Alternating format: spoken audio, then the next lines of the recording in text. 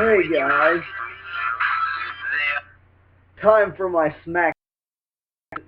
Okay, I'm starting this off a little bit different than usual because someone very awesome, someone very gorgeous debuted tonight on SmackDown. Yes, the highlight of the night, the highlight of the month. Tyler Breeze, Prince Pretty, the King of Cuteville, is finally on the main roster. How awesome is that? Tyler Breeze debuts tonight. Incredible SmackDown.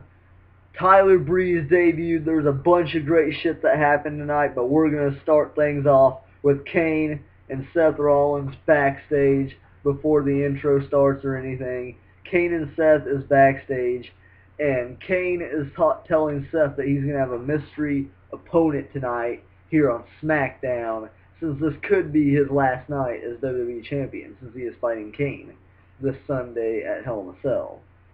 So, Seth Rollins, oh yeah, that's why I was forgetting. The New Day had a promo too backstage with Kane before Seth Rollins had his match with his mystery opponent, which kicked off the show as far as match-wise goes.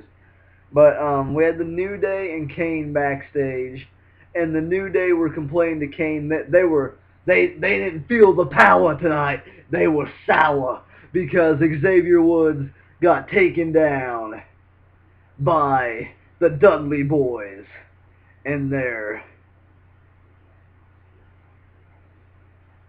big fruity coward. There we go, that sort of rhyme. I tried, at least. Give me props on that. But Xavier Woods is out and he's hurt because the Dudley Boys and stupid Super Cena put him through a table on Raw.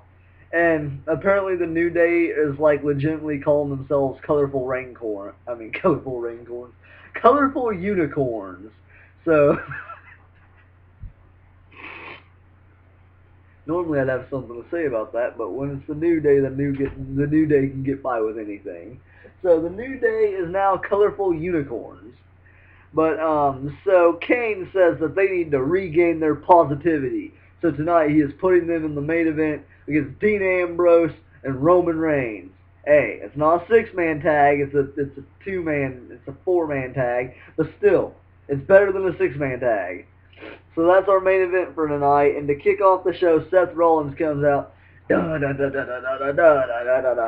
he's waiting to see who his opponent is, and it's none other than, I guessed, and I'm sure a lot of people guessed it, the Swiss Superman, Cesaro! And they put on probably the best match of the night. This match was awesome. I liked it. Cesaro uppercutting Seth Rollins over the barricade.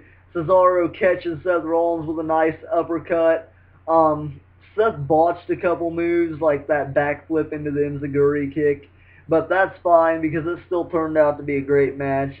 Seth must be nervous heading into this Hell in a Cell match or something. But Cesaro goes for the suplex, the apron suplex, the deadlift suplex thing in the corner. And Seth Rollins counters it, falls behind, kicks Cesaro's feet out from under him. Cesaro gets hooked up on the turnbuckles, hits his head on the mat, and it gives Seth Rollins the advantage to hit the pedigree for the win. So it was a pretty good setup. I don't like how Cesaro's losing all the time now, but I mean, it's the Seth Rollins, so I can accept that. Moving on after that, we have an interview backstage with The Miz. And for once, I'm actually happy that The Miz was on SmackDown and he had Miz TV because The Miz hosted the best part of SmackDown tonight. And it was none other than the gorgeous one, which we'll talk about later. I don't know why I keep doing that. It just seems like it fits. So after that, we had a Paige promo in the ring. And, well, Miz said Summer Rae was going to announce some big announcement, which was going to shock the whole world. Spoiler alert, Tyler Breeze. But, Paige cuts a promo out in the ring after that, after we come back from commercial break. And she says that she wants to say she's sorry to Charlotte and Becky, and that she had nothing to do with attacking Natalya. Charlotte and Becky come out there. They basically say Paige is feeding them a bunch of bullshit, blah blah blah, etc. Nikki Bella comes out, and her bitch ass decides to challenge Paige to a match. So then we get Paige one-on-one with Nikki Bella. This did nothing at all for this whole feud.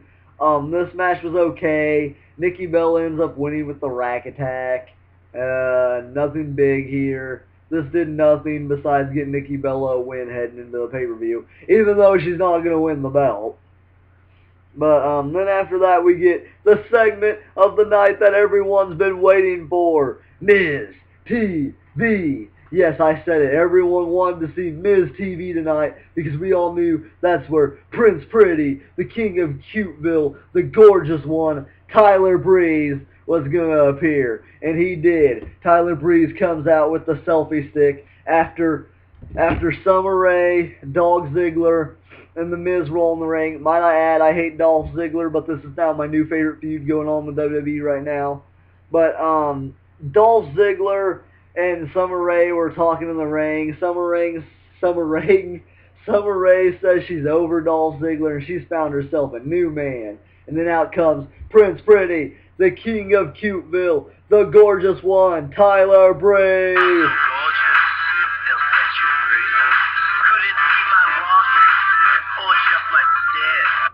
Okay, Tyler Breeze comes down to the ring, and he talks shit to Dolph Ziggler, saying that he needed to fly all the way out here from his seasonal residence in Monte Carlo. This time it's in Monte Carlo. It's not in Egypt or Milan anymore. It's Monte Carlo now.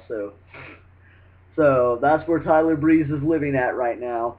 And then Dolph Ziggler goes to talk shit on Tyler Breeze, and Tyler Breeze says, "Fuck you." Well, he doesn't literally say fuck you, but he figuratively says fuck you by punching Dolph Ziggler in the face.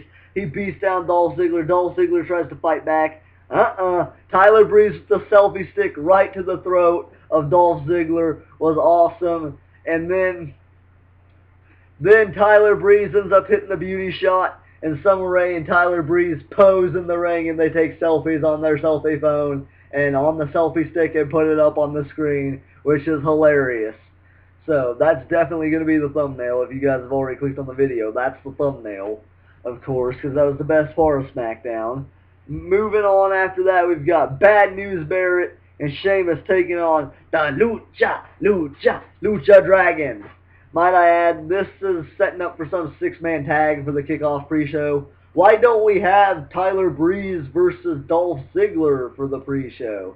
Oh wait, that's right. Probably because Tyler Breeze could be accepting the U.S. Open Challenge. Either that or Dean Ambrose, but we'll talk about that in my predictions video for Hell in a Cell tomorrow.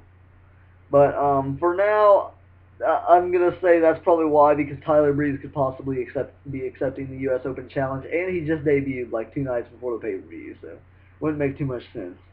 I don't know why they debuted him tonight even. Really, now that I think about it, doesn't make any sense. But Bad News Barrett and Fella take on the Lucha Dragons. Nothing big here. I skipped a good portion of this match because I didn't care. Sheamus picks up the win with the brogue kick. Not surprised. The Lucha Dragons jobbed out to these two guys. I don't know if I like that because the Lucha Dragons are a legit tag team. But so was the Ascension. And look where they're at now. They're sitting in the crowd holding up Stardust section signs. So, yeah. Moving on after that, we got Bo Dallas promo. And he's talking about how he's going to accept the John Cena U.S. Open Challenge for all the Bo-Americans out there all over the world. And then they need to pledge Bo allegiance to the flag. Bo, can you see by the Bo's early light, blah blah blah, feed me. Out comes Ryback. The big guy says it's feeding time. And we have Bo Dallas versus the Ryback. The Ryback squashes Bo Dumbass in like 3 minutes. Meat hook, shell shock, it's over. See ya. Then we get a segment backstage with Kevin Owens, and Kevin Owens basically tells us that any previous Intercontinental Champion up to this point doesn't exist to him because he is the Intercontinental Champion, the only Intercontinental Champion, and he's going to prove that this Sunday at Hell in a Cell when he defeats Ryback to retain his Intercontinental Championship. Great promo from Kevin Owens. Kevin Owens is always awesome. Moving on after that, we get the main event, which is Roman Reigns and Dean Ambrose taking on the two-thirds of the New Day.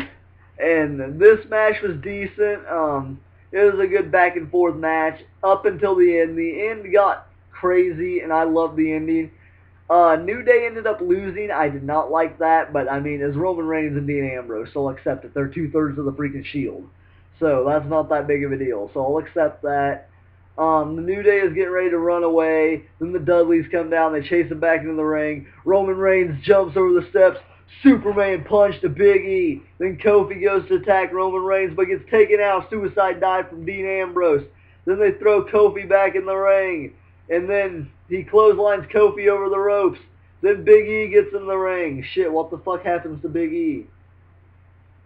How does Big E get taken down?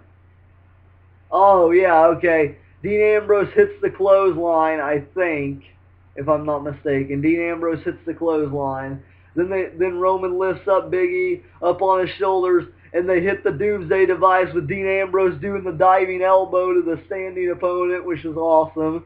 So they've got their own version of the Doomsday Device now, I guess. But they hit that. I guess that is a 3D, right? So technically, Doomsday Device.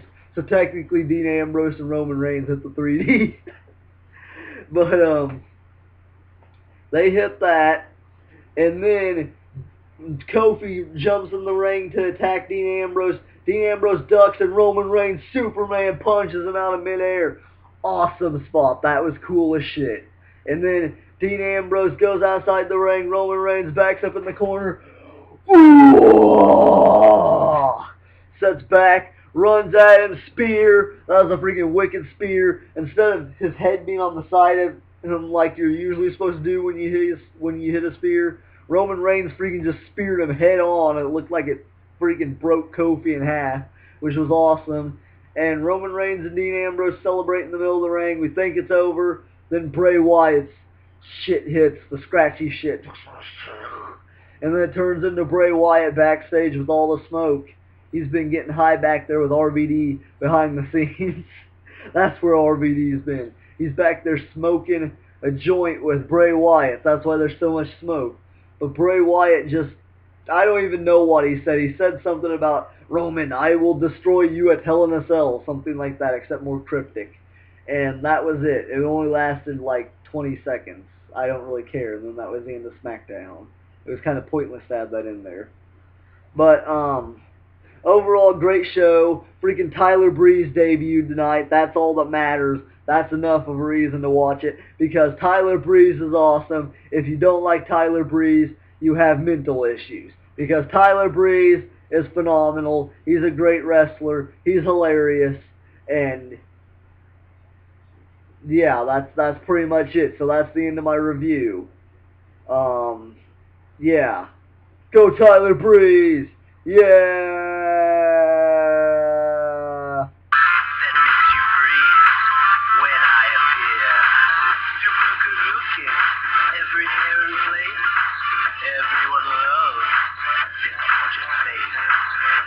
Good night.